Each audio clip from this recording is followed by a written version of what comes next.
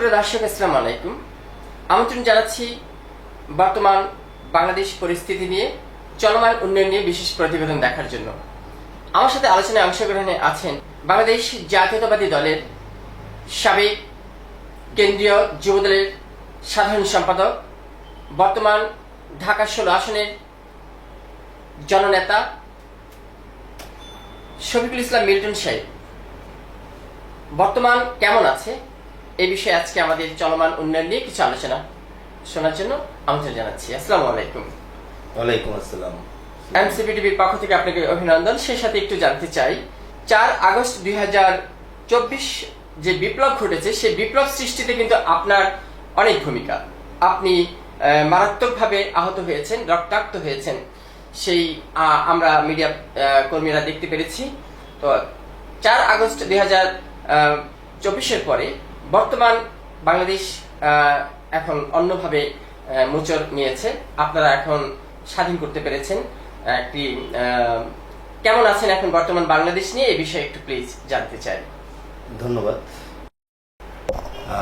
আমার কথার শুরুতেই মহান রব্বুল আলামিনকে আমি কৃতজ্ঞতা প্রকাশ করছি এবং আমার দীর্ঘ 17 বছর আন্দোলন সংগ্রামে এবং সর্বশেষ যে 5 আগস্টে গণ অভ্যুত্থানে যারা শহীদ হয়েছে তাদেরকে আমি শ্রদ্ধার সাথে স্মরণ করছি আমার নেতা, বাংলাদেশি জাতীয়তাবাদের প্রবক্তা, বিএনপির চেয়ারপারসন, প্রতিষ্ঠাতা চেয়ারম্যান শহীদ রাষ্ট্রপতি জিয়াউর রহমানকে, স্মরণ করছি সাবেক 3 বারের প্রধানমন্ত্রী, বাংলাদেশের গণতন্ত্রের প্রতীক দেশনেত্রী বেগম খালেদা জিয়াকে আমি শ্রদ্ধার সাথে স্মরণ করি, যিনি দীর্ঘ লড়াই সংগ্রাম করে বাংলাদেশের মানুষকে দীর্ঘ 15টি বছর নেতৃত্ব দিয়ে শেখ হাসিনাকে পদত্যাগে বাধ্য করেছেন। এই বাংলাদেশ থেকে ফ্যাসিস্টের বিদায় ঘটিয়েছেন আমাদের প্রিয় নেতা, বিএনপির ভারপ্রাপ্ত চেয়ারম্যান জনাব তারেক রহমান সাহেবকে। এবং আমি কৃতজ্ঞতা এবং ধন্যবাদ জানাই ঢাকা 16 আসনের তথা পল্লবী এবং রূপনগরের প্রিয় ভাই বোনদের এবং সহযোদ্ধা, সহকর্মী এবং আমাদের 5 আগস্টে যে সকল ছাত্র বন্ধুরা এবং আমাদের দলের কর্মীরা এখানে শহীদ হয়েছেন তার পরিবার সহ সকলের প্রতি আমি কৃতজ্ঞতা প্রকাশ করছি এবং তাদেরকে স্মরণ করছি। 5 আগস্ট বাংলাদেশের রাজনীতিতে একটা ভিন্নতা ছিল। আমরা দীর্ঘ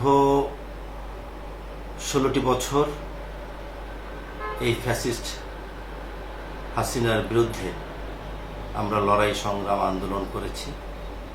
প্রতিবারেই আমরা আন্দোলন করতে করতে সফলতার দ্বার প্রান্তে এসে স্বৈরাচারী ফ্যাসিস্ট মনোভাব নিয়ে যারা আমাদের উপরে আন্দোলন সংগ্রামকে দমানোর জন্য অনেক অত্যাচার নির্যাতন করেছে। আপনারা সাংবাদিক বন্ধুরা জানেন, আপনারা অনেক মিডিয়া এগুলি কাভারও করেছেন। একটু কথা বলার অধিকার যে মানুষের, সেটিও তারা কেড়ে নিয়েছিল। আমরা আন্দোলন সংগ্রাম করতে গিয়ে 16টি বছর অনেক সহযোদ্ধাকে হারিয়েছি, অনেক সহকর্মীকে এখনও পঙ্গুত্ব বরণ করতে হচ্ছে, অনেক সহকর্মী এখনও অসুস্থ অবস্থায়, কেউ হাসপাতালে, কেউ বাসার বিছানায় কাতরাচ্ছে। এমন একটি অবস্থায় 3 বার তারা ভুয়া ভোট করে,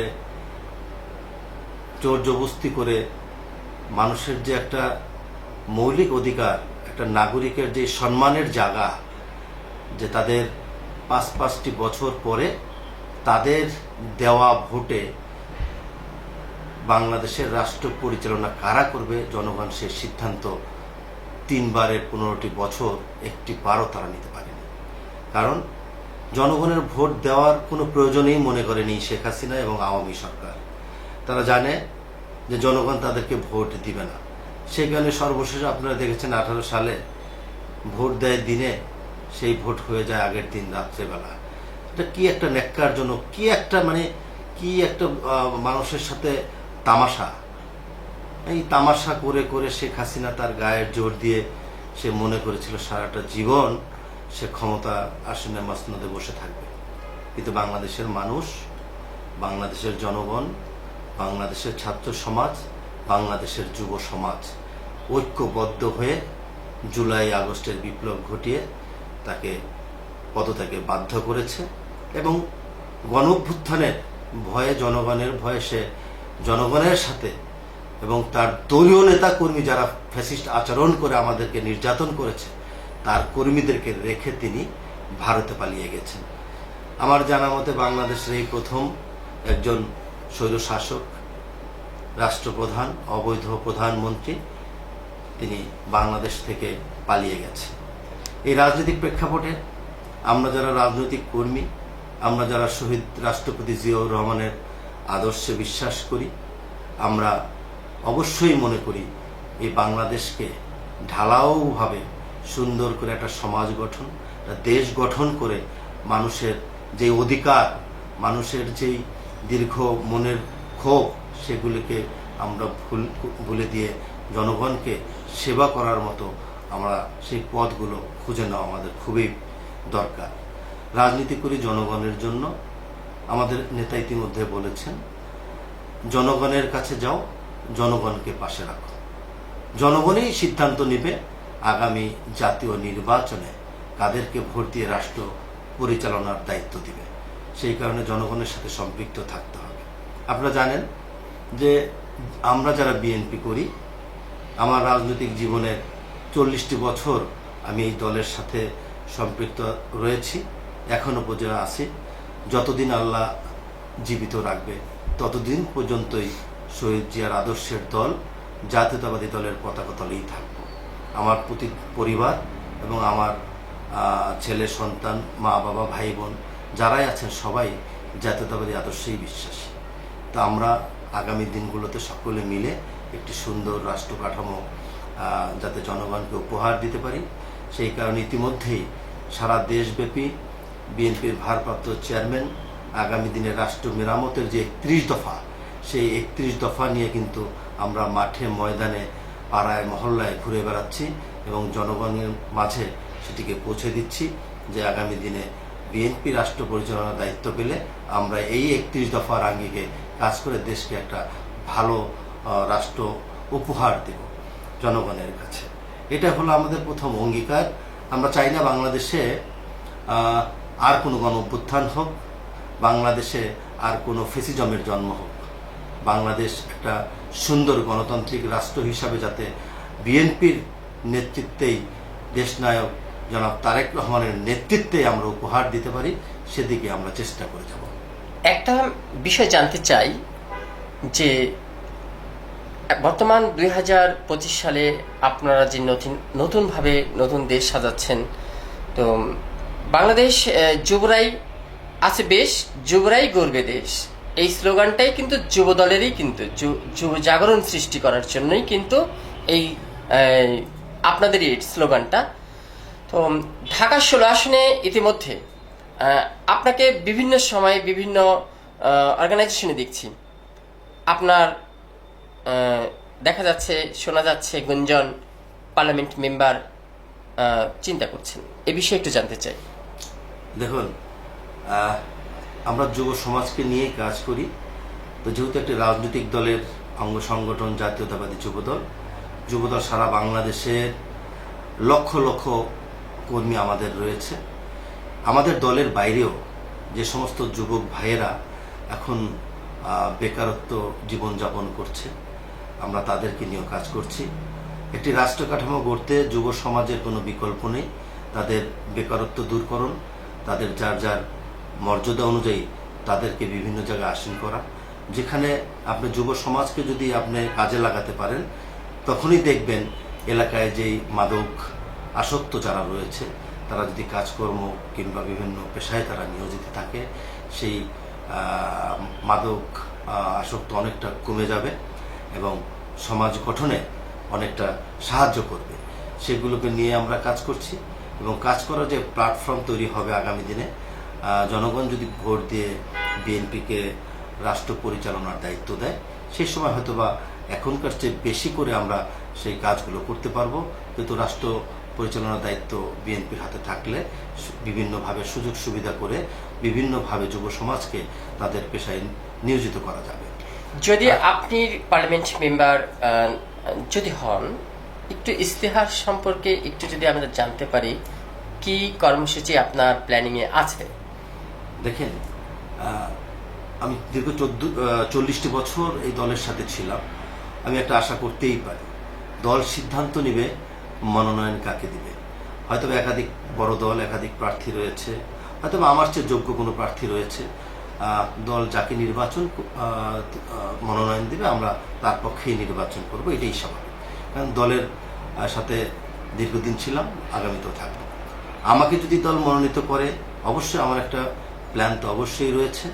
সেই প্ল্যান অনুযায়ী আমি, যেমন একটু আগে বললাম, যুব সমাজকে প্রাধান্য দিয়ে যাতে করে আমরা এলাকার উন্নয়ন করতে পারি, উন্নয়নের নামে যাতে চুরি ডাকাতি রাহাজানি না হয়, সেগুলোর দিকে লক্ষ্য রাখবো।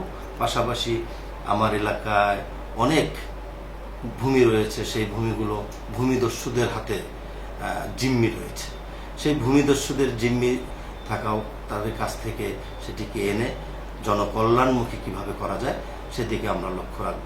সমাজে শান্তি, শৃঙ্খলা, উন্নয়ন, এগুলিকে একটা জনপ্রতিনিধি যদি প্রতিনিয়ত এটা অব্যাহতভাবে তার মনিটরের মধ্যে রেখে খেয়াল খুশি রাখে, এমনিতেই সমাজ উন্নতি করবে এবং জনগণও ভালো থাকবে। জনগণের পাশে থাকলেই জনগণ আপনার পাশেও থাকবে। আমি যদি জনগণকে বিমুখ করে দিই, অবশ্যই জনগণ আমার কাছে ডাকবে না, এটাই স্বাভাবিক। সেই কারণে আমাদের চেয়ারম্যান বারবার বলছে, জনাব তারেক রহমান সাহেব বলেছে যে জনগণের পাশে যাও, জনগণের কাছে থাকো। আমরা সেই মূল মন্ত্রকে সামনে রেখেই কিন্তু আমরা এগোচ্ছি আগামী দিনের সুন্দর একটা রাষ্ট্র কাঠামো উপহার দেওয়ার জন্য। আমি একটা বিষয় একটু স্পষ্টভাবে জানতে চাই যে এই যে বর্তমান 5 আগস্টের পরে বেশ কিছু ব্যক্তিরা মাঠে আছে যারা আগে আওয়ামী মাইন্ডের ছিল, কিন্তু বিএনপির সাথে মিশে গেছে, এবং মিশে যে কেউ ধরা পড়ছে, কেউ ধরা পড়ছে না। চাঁদাবাজি, লুটতারাজ, ধর্ষণ এবং বিভিন্ন রকম কর্মকাণ্ড বেড়ে যাচ্ছে। এটা রোধ কিভাবে সম্ভব? বিএনপিকে নিয়ে একটা বিশেষ দল এবং দুঃখিত কিছু সাংবাদিক মহলও কিছু অপপ্রচার করছে। ঘটনার সঠিক তদন্ত না করেই একটা নিউজ করে দিচ্ছে, অমুক জায়গায় বিএনপির নেতৃবৃন্দরা এই কাজ করেছে। আসলে আদৌ সত্য কিনা সেটিকে খতিয়ে এবং তদন্ত করার দায়িত্ব কিন্তু আমার আপনার যেমন রয়েছে, সাংবাদিক মহলদের রয়েছে এবং এলাকার যারা জনগণ তাদেরও রয়েছে। তো দেখা যায় ইদানিংকালে কিছু নামধারী, বিএনপি নামধারী, তারা বিএনপির কোনো লিস্টেড কর্মীও না, সদস্যও না। হ্যাঁ, তারা বিভিন্ন সময় বিভিন্ন জায়গায় কিছু নেগেটিভ আচরণ করছে, যে কারণে আমাদের উপরে চাপিয়ে দিচ্ছে একটা বিশেষ মহল। তা আমি এর তীব্র প্রতিবাদে নিন্দা জানাই। আমরা মনে করি চাঁদাবাজ এবং সন্ত্রাসী যারাই আছে তারা বিএনপির কর্মী হতে পারে না, আমাদের নেতা বারবার বলছে। যারা শুনেছে গুটি কয়েক কেউ যদি এই অপকর্মের সাথে জড়িত থাকে, সাথে ইনভেস্টিগেশন করে কিন্তু সারা বাংলাদেশে অনেক কর্মীকে ইতিমধ্যে অব্যাহতি দেওয়া হয়েছে, বহিষ্কার করা হয়েছে। যেহেতু বিএনপি এখন রাষ্ট্র পরিচালনার দায়িত্বে নাই, বহিষ্কারের বাইরে বিএনপির কোনো কিছু করার মতো অবস্থাও নেই। একটা এটা তো বিভিন্ন প্ল্যান বিষয়গুলো নিয়ে আমরা জানতে পারলাম আপনার কাছ থেকে। বর্তমান চলমান পরিস্থিতিতে আপনার ঢাকা 16 আসনে একটা বড় রকমের সমস্যা চলছে, আপনার নলেজে আছে কিনা ঠিক জানি না। সেই সমস্যাটা হলো এই যে আওয়ামী সরকারের আমলে টিসিবি যে মাল দিত, তেল, চাল, ডাল, এই টিসিবির কার্ডগুলো এখন বন্ধ করে দিছে। স্মার্ট কার্ডের কথা বলে দেখা গেছে যে 4 ভাগের 16.5 আসনে যে কয়টা ডিলার আছে, 4 ভাগের 1 ভাগ স্মার্ট কার্ড পেয়েছে, বাকি 3 ভাগ দীর্ঘ 3 মাস ধরে পাচ্ছে না, বা আদৌ ফোন যোগাযোগ করলে বলে যে ফোন দিব। এই বিষয়ে আপনাদের নেতৃত্বের ঘাটতি কেন? মানে কেন আপনারা এই বিষয়টা তৎপর হচ্ছেন না? আমি আগেই বলেছি, আমরা যারা বিএনপি করি, বিএনপি কর্মী, আমরা কিন্তু রাষ্ট্র পরিচালনার দায়িত্ব কিন্তু আমাদের না। আমি আগেই বলেছি, আবার বলছি, আমরা এখন রাষ্ট্র পরিচালনার দায়িত্ব বিএনপির নয়। সেই কারণেই বলছি, এই অন্তর্বর্তীকালীন সরকার দ্রুত সংস্কার করে একটা নির্বাচন দিলেই যখন রাজনৈতিক দল রাষ্ট্র পরিচালনার দায়িত্ব থাকবে, আপনার একটু আগে যে সমস্যার কথা বললেন সেই সমস্যাগুলো অচিরেই কেটে যাবে। বলতে চাচ্ছেন যে যতক্ষণ মানে আপনারা পার্লামেন্টারিতে না আসতে পারবেন, মানে সরকারের কাজকর্মে হস্তক্ষেপ করতে পারছেন না। আচ্ছা, আপনাকে অনেক ইম্পর্টেন্ট কিছু বিষয় জানতে পারলাম আপনার কাছ থেকে। আমরা আছি আপনাদের সাথে সবসময়, সব ভালো কাজের সাথেই মিডিয়া কর্মী আপনাদের সাথে আছে, বাংলাদেশ জাতীয়তাবাদী দলের সাথে আছে। তো আজকে এই পর্যন্তই, দেখা হচ্ছে অন্যদিন অন্য বিষয়ে। সামনে ঈদ, ঈদের শুভেচ্ছাও জানাচ্ছি। আপনাকেও ধন্যবাদ। রোজা শেষে সামনে ঈদ উদযাপন হবে। আমার ঢাকা 16 আসনের পল্লবী এবং রূপনগর থানার আমার প্রিয় নেতৃবৃন্দ সহ এবং আমার প্রিয় জনগণ যারা ঈদ উদযাপনের জন্য তার নিজ নিজ গ্রামের বাড়িতে যাবেন, তাদের প্রতি আমার দোয়া ভালোবাসা থাকবে এবং যাতে করে যাত্রা শুভ হয় এবং সাবধানে যায়, আবার ঈদ উদযাপন শেষে আবার তার কর্মস্থল ঢাকাতে সাবধানে ফিরে আসে এবং সুস্থতার সাথে ফিরে আসে এই কামনা করি। আর যারা ঢাকাতে ঈদ করবেন তাদের প্রতি আমার বিনীত অনুরোধ থাকবে, ঈদের সময় ঢাকা একটু ঢিলে ঢালা ফাঁকা থাকে, আপনারা সকলের সাবধানে থাকবেন। আমরা বিএনপি এবং জাতীয়তাবাদী পরিবার প্রতিটি কর্মী আপনাদের পাশে আছে বা আপনাদের পাশে থেকে নিরাপত্তার চাদরে ঢেকে দেব এবং প্রশাসন রয়েছে, কোনো নিশ্চিন্তে আপনারা ঈদ উদযাপন করবেন। সকলকে ধন্যবাদ। আবার দেখা হবে। ঈদ মোবারক।